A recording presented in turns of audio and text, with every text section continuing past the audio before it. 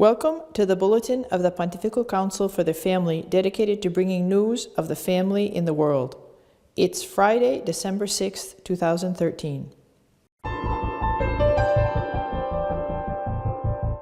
The Church is preparing for the special synod on the family to be held next year. The Pope has requested the publication of a preliminary document with the questions to be submitted for consultation among bishops. Moreover, in his apostolic exhortation, he referred to family and life. In November, the Pontifical Council for the Family has followed an intensive work plan.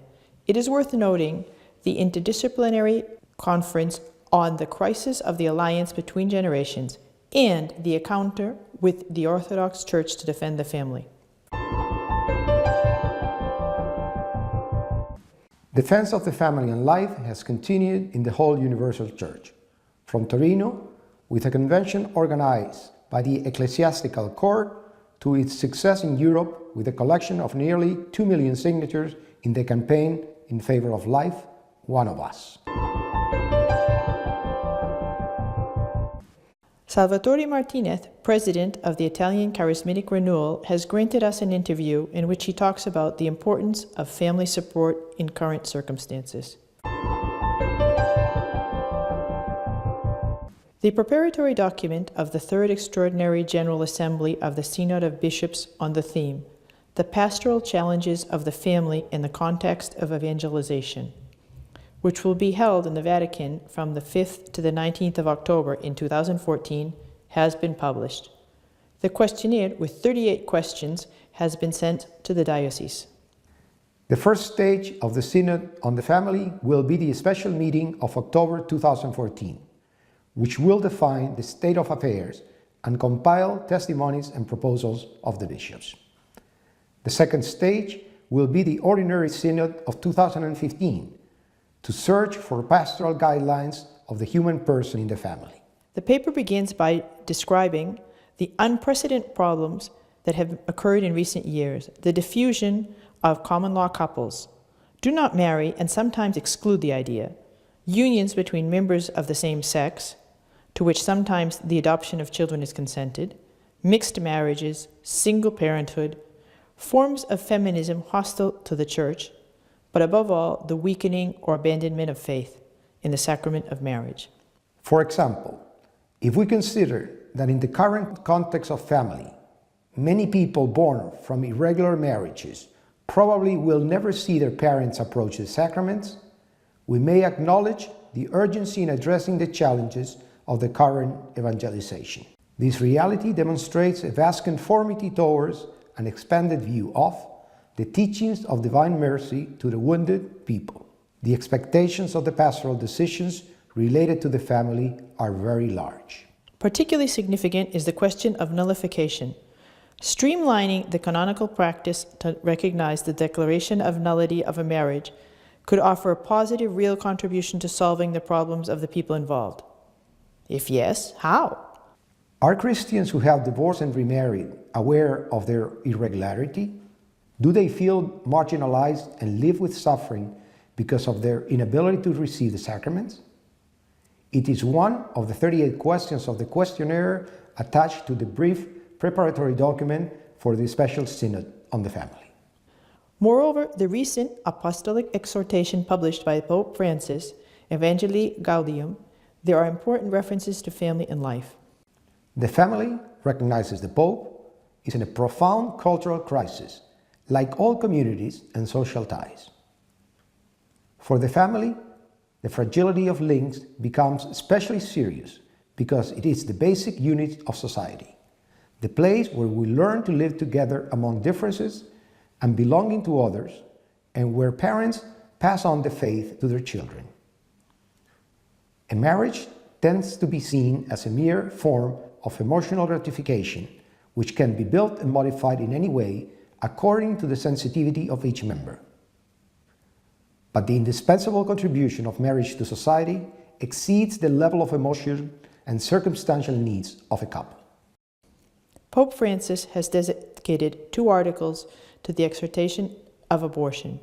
Among those weak that the Church wants care for the great predilection are the unborn children who are the most defenseless and innocent of all, who currently society wants to deny their human dignity in order to do with them anything, allowing them to take away their life and promote laws which prevent anyone from stopping it. Often the church is gleefully ridiculed as ideological, obscurant, and conservative for defending their lives. Yet this defense of unborn life is closely linked to the defense of any human right. It involves the conviction that a human being is always sacred and inviolable. If this fails, there are no solid and permanent grounds in defending human rights, and it would always be subject to the convenience of the shift in power. Precisely because it is an issue that marks the internal consistency of our message regarding the value of the human person, we should not expect the Church to change its position on this issue. I want to be completely honest about it. This is not a subject matter to call for reform or modernization. It is not progress to pretend to solve problems by removing a human life. But it is also true that we have done little to adequately accompany women who are in very difficult situations, where abortion is presented to them as a quick solution to deep anguish, particularly when the life growing in them has emerged as the result of rape or in a context of extreme poverty. Who can fail to understand these situations with so much pain? In November, the Pontifical Council continued its work on behalf of the family in the world. One of the highlights includes an interfaith meeting with the Orthodox and a conference on the decline of the father figure. The common commitment of Christian churches, Catholic, Russian Orthodox, to defend the common values of Christian ethics, especially in the issues of life, marriage, and family, and help persecuted Christians in the Middle East, has been the focus of this meeting. Orthodox and Catholics, together for the family, promoted by the Pontifical Council for the Family and the Patriarch of Moscow on November 13th. This meeting, Monsignor Vincenzo Paglia, chairman of the department, commented, means a step forward in a common pathway of the Catholic Church and the Russian Orthodox Church. The union, the alliance between man and woman, is one of the major themes of the Bible.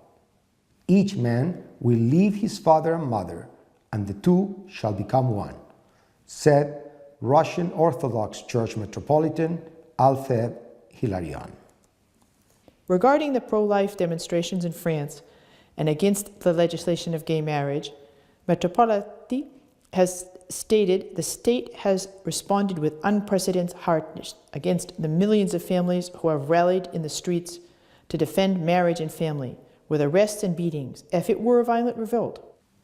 Globalization accelerates and multiplies some typical effects of modernization, tending to homogenize cultures, to universalize belongings and push an exasperated individualism, disconnecting the individual from his relationship with the family and with the original community, said Paolo Ferliga, psychoanalyst.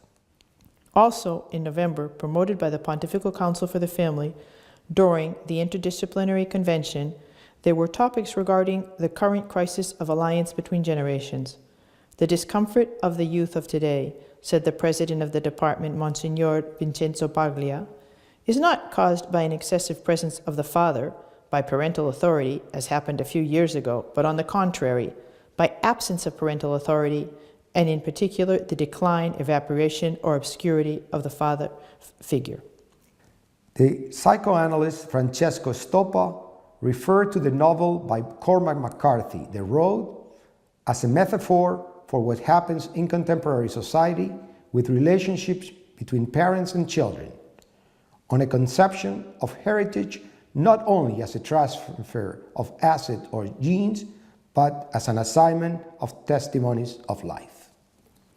In the history of human freedom, for the sociologist Magati Mauro, the crisis of the alliance between generations belongs to adolescence, which is a sense of freedom and power as arrogance and omnipotence to do everything they want. Once declared that God is dead, man claims for itself omnipotence of God and becomes arrogant, narcissistic, individualistic. To move to adulthood, it is necessary to go back to an idea of freedom as the ability to cede some power to generate life.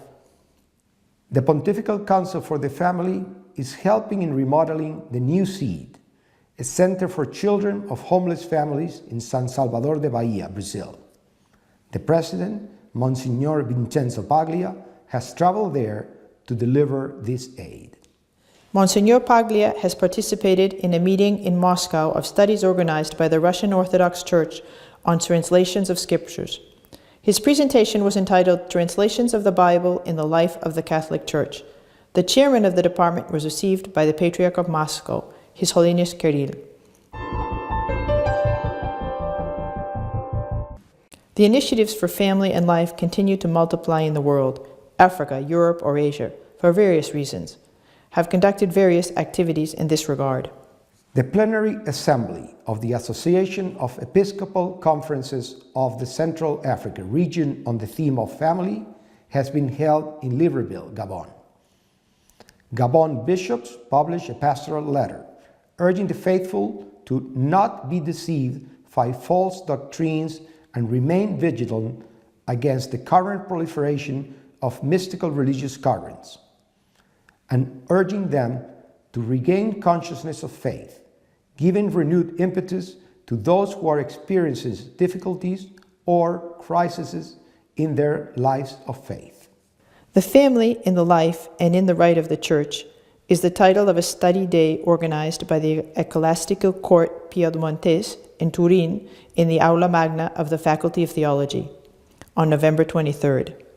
Presiding over the studies, Don Bernardino Giordano, Regional Commission Regional Pastor, and Rinaldo Bertolini, Teacher of Ecclesiastical Law. The Judicial Vicar, Don Ettore Signorilli, was in charge of the conclusions. There are almost 2 million signatures, almost double of the 1 million required for acceptance of requests to European institutions, made by the members of the One of Us. The campaign took place in 20 countries of the European Union to submit a proposal for law reform regarding the defense of human life from its early stages of development, the recognition of the legal status of the human embryo, and to end funding activities involving the destruction of human embryos. The European Council will verify these signatures during the next 3 months and then consider whether to grant the request for legislative reform. This is one of the first initiatives of the participatory democracy of European citizens introduced by the Treaty of Lisbon and demonstrates a success of the humanitarian values of the founders of the European Union. We offer a few paragraphs of the interview. In collaboration with Caritas Italiana, Caritas Syria, NGOs, and the religious orders in Syria, the Pontifical Council for the Family promotes a solidarity initiative, the World Families for Families of Syria. It is helping the Syrian families in difficulty, thanks to a fundraiser to provide food and medical health care through distribution centers in Damascus, Aleppo, and other cities, and to accommodate displaced families.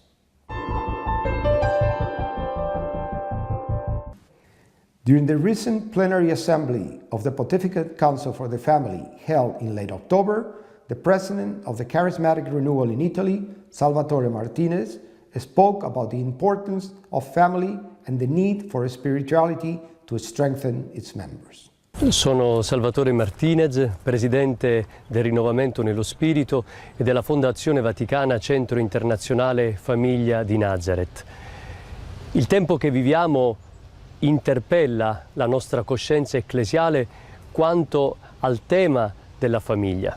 Io credo che sia oggi la grande e più epocale sfida che noi stiamo vivendo, chiedersi non soltanto di quali necessità le nostre famiglie oggi hanno bisogno, sono tante, ma forse la più importante e la più taciuta, che è la madre di tutte le difficoltà, è la dimensione spirituale. La crisi è spirituale. Non possiamo pensare che gli uomini vivano moralità, socialità, vita economica, politica, familiare, senza una capacità spirituale che li metta nelle condizioni di aggredire, di vincere le grandi sfide di questo nostro tempo. Quando Giovanni Paolo II diceva famiglia diventa ciò che sei e credi in ciò che sei, noi dobbiamo allora ritenere che c'è un già della famiglia, ma c'è un non ancora. E questo non ancora è la capacità, la potenza, la forza che c'è nel sacramento del matrimonio che non è sufficientemente sperimentata. Sì, si tratta di sperimentare la grazia di questo amore nelle relazioni che ci sono tra un padre e una madre verso i loro figli, ma ancor prima degli sposi fra di loro.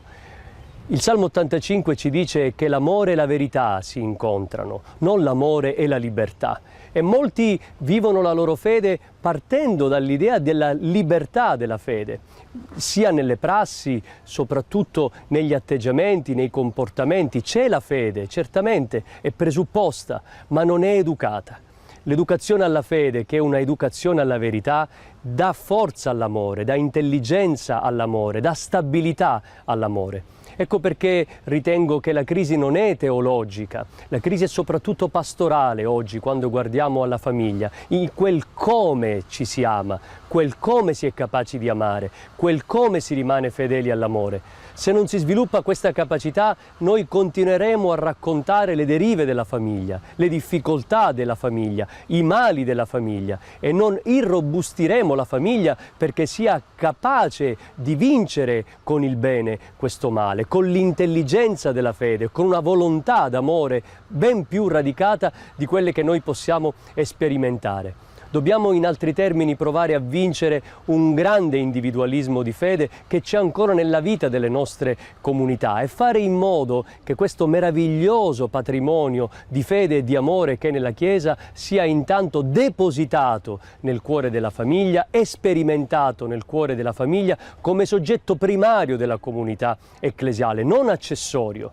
Non si può prescindere dall'amore della famiglia per vedere in che modo l'amore di Cristo si incarna ogni giorno. E se questo amore ha bisogno di cure, noi non lo possiamo mettere se non in cima alle nostre esigenze e priorità pastorali.